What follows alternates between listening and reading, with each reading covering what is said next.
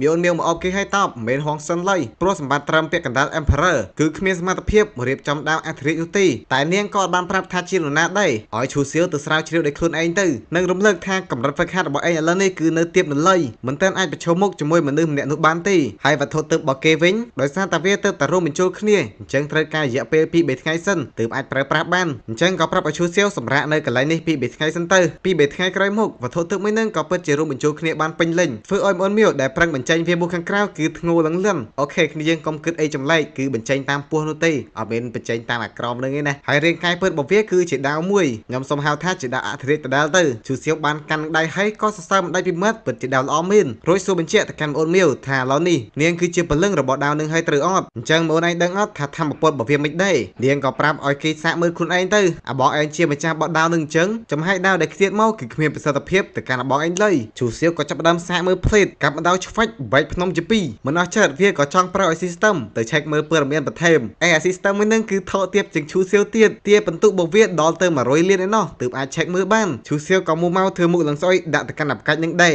តែធ្វើអីវាមិនបានទេមានតែចំណាយបន្ទុកប៉ុណ្ណោះវាក៏បង្ហាញព័ត៌មានដ៏លម្អិតទៅតាំងពីពូជសាសដែលជាដាវទៅប៉ែចុយយៈជាវត្ថុទើបកម្រិតបរិសុទ្ធខ្ពស់ជាងកម្រិតសៀនធានមួយកម្រិតសមត្ថភាពពិសេសរបស់វានោះគឺប្រើប្រាស់ចេះឆេបអញ្ចឹងមិនបាច់សម្លៀងទេទី2គឺមានទម្ងន់ធ្ងន់អេដែនកំណត់ចង់ឲ្យវាមានទម្ងន់ប្រមាណគីឡូក៏បានដែរទី3គឺអាចទៅកាត់អីក៏ដាច់ដែរឲ្យតែប្រើកម្លាំងគ្រប់ទី4គឺអាចប្រើរូបរាងចង់ឲ្យវាមានរាងល្មិចគឺបានតាមចិត្តប៉ុន្តែបើប្រើជាទម្រង់ដាវគឺមានធម្មពលខ្លាំងបំផុតគ្រាន់តែឃើញភ្លាមឈូសៀវក៏សើចយ៉ាងសប្បាយចិត្តភ្លេតស្អីគេដាវអីក៏ខ្លាំងម៉េច system ក៏ឲ្យវាកុំភ្លេចតែដាក់ឈ្មោះឲ្យដាវនឹងផងមៀវក៏ចេញមកភ្លេតសុំឲ្យឈូសៀវដាក់ឈ្មោះដាវមួយនេះថាជាមៀវសូឈីដែលជាឈ្មោះបណ្ដៀងមកតែឈូសៀវអត់អើពើមួយនាងឡើយចាប់ផ្ដើមគិតពីឈ្មោះដែលលុយព្រោះសមត្ថភាពដាវមួយនឹងវាខ្លាំងចឹងដាក់ឈ្មោះកាកាមិនកើតមៀវក៏ឲ្យយោបល់ហើយអត់ភ្លេចនោះទេបញ្ចូលពាក្យមៀវទៅក្នុងដាវដែរអញញ៉ៃពេកឈូសៀវក៏កវេសនាងចេញឲ្យខ្ទាតទៅហើយក៏បានតែងកំណាប់មួយទៅឲ្យដាវប៉ុន្តែខ្ញុំបកប្រែមកវាឆ្កងពេកអញ្ចឹងអត់បាក់បកប្រែទេហើយឈ្មោះវាបដ ாய் ទៅដែលជាដាវមីខៀ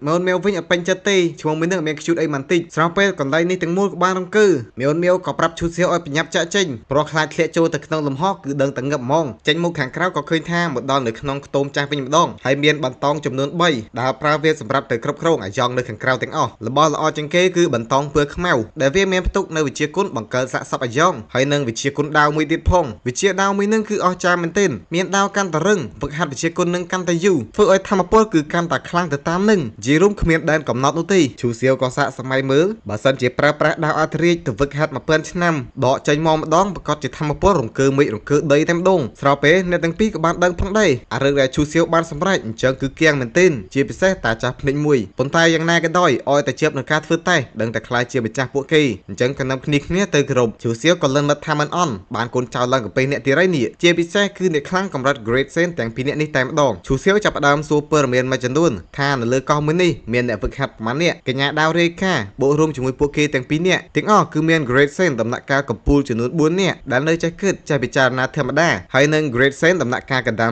20នាក់ប៉ុន្តែអត់ចេះគិតទេហើយ Great Sen ដំណាក់កាលដំបូងគឺមានដល់ទៅ2000នាក់ឈូសៀវក៏មិននឹកស្មានថាវាច្រើនដល់ថ្នាក់នឹងដែរហើយ Great Sen ទាំងពីរនាក់ទៀតក៏បង្ហាញខ្លួនមកជួបឈូសៀវឃើញចំនួនដ៏ច្រើនក៏រាំងគាំងផងដែរចយម៉ៃបើនៅពួកដែងទាំងអស់នេះទៅវាយគ្នាម្ដងទាំងអស់មិនលយទេពួកដែងទាំងអស់នោះនៅក្នុងទ្វីបនឹងដឹងតែមិនអាចប្រៀបមួយអញបានហ្មងប្រៀបបានអីទៀតបើមាន Great Sen ម្ដង2000នាក់ជាងអីស្លេះពីនឹងសេរឿងក៏បង្ហាញពីក្រុមពពួកបិសាចម្ដងកំពុងតែរត់យកប្រាយោរៀងខ្លួនមើលទៅវាដូចជាវេទនាមែនទែនហើយក៏រអ៊ូថាកលែងអាចគោអីទេកំណប់ទ្រពរមមិនទាន់បានផងគ្រោះថ្នាក់គឺគ្រប់កលែងហើយកាន់តែគ្រោះថ្នាក់ទៅជារៀងរាល់ថ្ងៃទៀតរត់បដាយឆ្លៀតសួរមុខបបិនបដើរបួសឯងមិនអីអត់ទិនងឹបណាយវាក៏តបថាមិនអីទេទាំងហកសូម្បីតែពពួកមនុស្សលោកស្ថានភាពក៏មិនជាល្អប្រមាណដែរនាំគ្នាដាក់មេប្រូចដោយមានសិស្សច្បងរបស់មឹងដៀជាអ្នកនឹមផ្លូវមានគោលបំណងចង់ទម្លាក់ខ្លួននៅឯបឹងមួយនោះព្រោះដឹងថាវាជាកន្លែងហាមឃាត់មួយព្រោះសត្វភាគច្រើនមិនហ៊ានទៅក្បែរឡើយហើយធ្វើដំណើរមកដល់ពួកគេសង្កេតមើលក៏ឃើញថាវាស្ងាត់មែនទែនចង់ឲ្យហ៊ានធ្វើប្រហែលឡើយនាំគ្នាប្រុងប្រយ័ត្នឯពពួកក្រុមបិសាចតាមមើលក៏កំពុងតែរត់សម្ដៅមកកាន់បឹងនឹងដែរ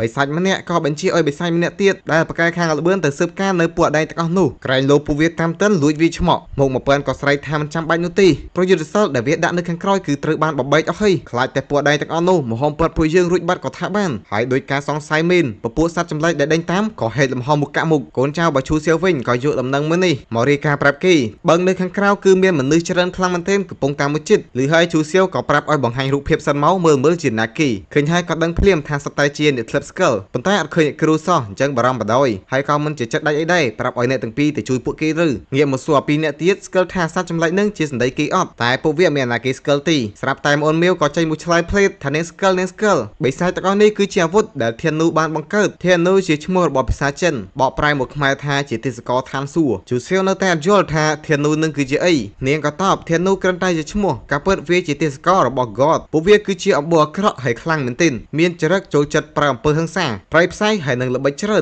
ននិយាយទៅគឺជាបិសាចដែលធ្វើអាក្រក់ចំបដ ாய் គិតថាមានតែវានោះទេដែលជាអ្នកខ្លាំងចង់កំចាត់នៅពូជសាសន៍ដទៃទៀតចូលជូសៀវបន្ថែមថាធានូបង្កើតអាវុធទាំងអស់នេះដោយរបៀបណាអាវុធនឹងគឺសំដៅទៅលើសត្វចម្លែកចម្លើយគឺប្រើប្រាស់សាច់ឈាមជីវិតហើយនឹងព្រលឹងនៃរបស់មានជីវិតសម្រាប់ជីវិតកាន់តែច្រើនគឺអាចបង្កើតអាវុធកាន់តែច្រើនសម្រាប់អ្នកកាន់តែខ្លាំងអាវុធក៏កាន់តែខ្លាំងឬហើយជូសៀវក៏ដឹងថាមិនធម្មតាដែរបើផ្ដល់ពេលវេលាឲ្យពួកវាគ្រប់គ្រាន់ពួកវាប្រកាសជាអាចបង្កើតអាវុធកម្រិត Great Saint បានរឹបប៉ុនក្បាលដោយអត់បញ្ហាសូម្បីតែ Saint King ហើយនឹងពាក់កណ្ដាល Emperor ក៏ថាបានបើអញ្ចឹងពិភពលោកមិនស្បៃអីទេមីអូនមៀវក៏តបទៅវិញថាវាមិនអស្ចារ្យដល់ថ្នាក់នឹងឡើយប្រអាវុធធានូទាំងអស់នោះរស់នៅបានយូរទេខ្លីបំផុតមួយខែយូរបំផុតមួយឆ្នាំដល់ពេលកំណត់ពួកវានឹងងាប់ទៅវិញដោយខ្លួនឯងឬហើយជូសៀវក៏ធូរចិត្តវិញតែក៏មិនបានភ្ញាក់ផ្អើលអីឡើយគិតថាជារឿងធម្មតាព្រោះសមត្ថភាពដែលខ្លាំងពេកអញ្ចឹងគឺវាតែងតែមានផលអវិជ្ជមានជូសៀវក៏ចាប់ផ្ដើមតឹងអែលក្បាលនាងលួងលោមសរសើរថាអូនឯងពិតជាដឹងច្រើនមែនអញ្ចឹងដឹងអត់ថារាងកាយពិតរបស់ធានូមួយនោះខ្លាំងដល់កម្រិតណាត្រូវគេងអែលអូនមៀវគឺពិតជាពេញចិត្តតបទៅវិញថានាងពិតជាដឹងប៉ុន្តែនាងប្រាប់គេប៉ុណ្ណាគឺអាស្រ័យទៅលើជូសៀវយកអីមកដូរមិនបាច់និយាយក៏គ្នាយើងយល់ដែរថា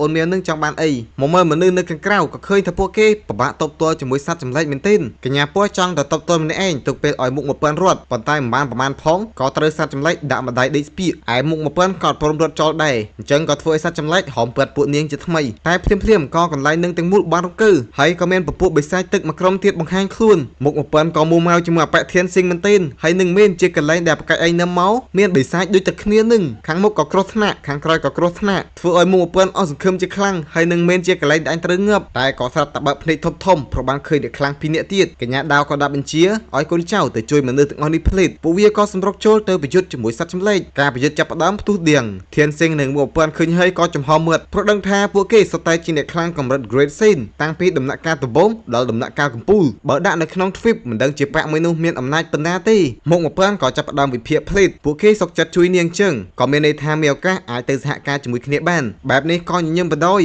ព្រោះដឹងថាបើសិនជាអាចសហការជាមួយកម្លាំងដ៏ខ្លាំងបែបនេះពួកគេគឺមានឱកាសរស់រានមានជីវិតច្រើនមែនទែនមកភ្លេតក្រោយសត្វចម្លែកទាំងអស់ក៏ត្រូវបានសម្លាប់កញ្ញាដាវក៏ចង់នឹមគ្រីគ្នាបញ្ញាប់ទៅវិញភ្លេតប៉ុន្តែក៏ត្រូវបានស្កាក់ទៅដោយអាមុខ1000អរគុណពួកគេយ៉ាងគួរសមចង់ទាំងលុតជង្គង់ចុះទៀតផងកញ្ញាដាវតបថាមិនចាំបាច់ទេពួកនាងគ្រាន់តែធ្វើការតាមបញ្ជាប៉ុណ្ណោះអាមុខ1000ក៏បោះបង់ដែរបន្តស្នើសុំជួបនៅម្ចាស់កន្លែងនេះកញ្ញាម្នាក់ទៀតរបស់ប៉ាថៃស៊ូក៏មិនអោយចាញ់មុខ1000ដែរមកបន្ថែមថាចង់ជួបម្ចាស់គ្រប់គ្រងកន្លែងនេះគឺដើម្បីតែអរគុណប៉ុណ្ណោះតាចាស់ក៏អូខេទៅព្រោះដឹងថាឈូសៀវចង់ជួបអ្នកទាំងអស់គ្នាដែរនៅតាមផ្លូវក៏ខ្សឹបខ្សៀវគ្នាហើយចម្លែកមែនទែនបិសាចនឹងមនុស្សលើកនេះចាប់ផ្ដើមត្រូវគ្នាហើយបាទនឹមគ្នាឆ្ងល់ថាម្ចាស់កន្លែងនេះគឺជានរណាគេបានជាមានសមត្ថភាពគ្រប់គ្រងឲ្យចងខ្លាំងឡើងច្រើនអ្នកខ្លះក៏ទាយ៉ាងហុយណាស់អ្នកខ្លាំងម្នាក់នោះក៏ជា Saint King ដែរមុខ1000ក៏មានខ្វល់អីក្រៅតែពីចរិតម្ចាស់កន្លែងនេះនោះទេមើលថ្ងៃបោកអត់កញ្ញាពោះក៏សួរថាជឿជាអត់ដែលអាចទៅនិយាយបញ្ចុះបញ្ចូលម្ចាស់កន្លែងនេះបានមុខ1000ក៏ញញឹមយ៉ាងជឿជាក់លើខ្លួនឯងមែនទែនដរាបណាម្នាក់នោះចេះនិយាយភាសាស្ដាប់គ្នាបានវាគឺដឹងតែអាចទៅបញ្ចុះបញ្ចូលបានមិនខានមកសន្ទុះក្រោយពួកគេក៏បានមកដល់មានឈូសៀវកំពុងឈរចាំមុខ1000ឃើញតែខ្នងរបស់វាក៏រាំងស្តៀងតែអត់តាន់ហ៊ានមាត់ផ្ដេសផ្ដាស់ឡើយនៅលើស្ងៀមឈូសៀវក៏ងាកមកហើយនិយាយថាសិតតែចេះគ្នាឯងទេចែងអត់ចាំបាច់គួរសមឡើយឃើញមុខរបស់វាភ្លាមមុខ1000ក៏គៀងភ្លេតស្អីគេមិននឹងអាចទៅរួចឯធានសេងក៏មរៈតាក់គេទាំងទឹកមុខអត់ជឿជូសៀវក៏តបថារឿងនឹងវាវែងឆ្ងាយអញ្ចឹងចាំបកស្រាយពេលក្រោយហើយអ្នកគ្រូរបស់ខ្ញុំមិនអីមិនបានជាតិមកជាមួយអញ្ចឹង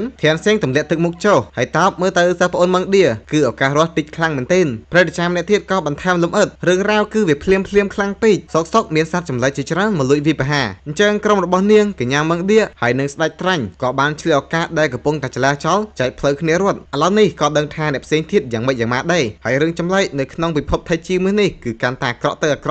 គ្រោះថ្នាក់វិញក៏គ្រប់កន្លែងទៀតមិនត្រឹមតែប៉ុណ្ណោះព្រឹត្តិការណ៍ម៉ងឌៀក៏របួសធ្ងន់អញ្ចឹងឱកាសរស់របស់នាងគឺតិចខ្លាំងមែនទែនតែជូសៀវក៏នៅតែចិត្តស្ងប់អញ្ចឹងសួរពីទីតាំងដែលពួកគេបែកគ្នាព្រឹត្តិការណ៍មួយនឹងក៏សួរបញ្ជាក់ថាគេចង់ទៅរកនៅព្រឹត្តិការណ៍ម៉ងឌៀមែនវាក៏តបដោយសារតែមិនដឹងពីស្ថានភាពច្បាស់អញ្ចឹងវាគឺត្រូវតែទៅរកដោយផ្ទាល់ពួកនាងក៏អត់បានខិតដែរផ្ដាំឲ្យឈូសៀវប្រុងប្រយ័ត្នហើយបើត្រូវការជំនួយគឺអាចផ្ញើសារមកកាន់នាងបានអូខេរួចឈូសៀវក៏ចេញដំណើរភ្លេតឯបិសាចមុខ1000វិញក៏ធូរចិត្តសំណាងហើយអាបកាច់មួយនឹងវារវល់ជាមួយ ចបញ្ហារបស់ឈីម៉ងឌីមិនចឹងទេតាមចរិតរបស់វាបើអត់សម្រាប់ពួកអញចូលក៏ប្រកាសជាមួយឆ្លៀវកាសធ្វើបាបពួកអញមកក្តារធំដែរគឺដល់ត្រឹមនេះក៏ធ្វើមុខឡើងស្អុយមិនដឹងជាប្រកាច់នឹងមានសំណាងអាចឆ្កែអីរះបានជាខ្លាយជាម្ចាស់របស់កន្លែងមួយនេះហើយក៏មិនសុខចិត្តមិនបានជាប្រកាច់មួយនឹងសំណាងល្អរហូតអញ្ចឹង